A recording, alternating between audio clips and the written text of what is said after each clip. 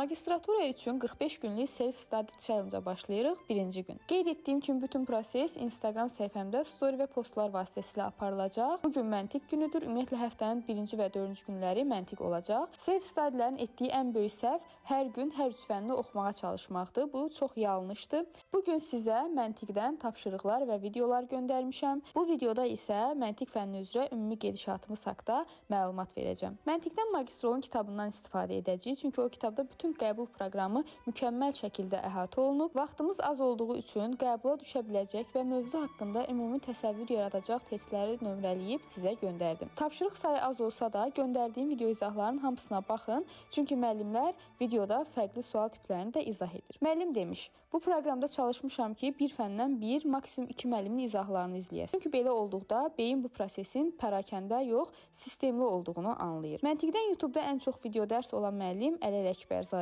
idi. Ona görə onu seçdim. Həm də bu müəllim qəbula yaxın uzunmüddətli canlı yayımlar açır. Bu videolar vasitəsilə müəllimin metodunu mənimsəsəniz, həmin canlılara da rahatlıqla baxıb çox fayda əldə edə bilərsiniz. İndi isə başlayaq testlərimizə. Siz bu gün testləri necə yazdınız?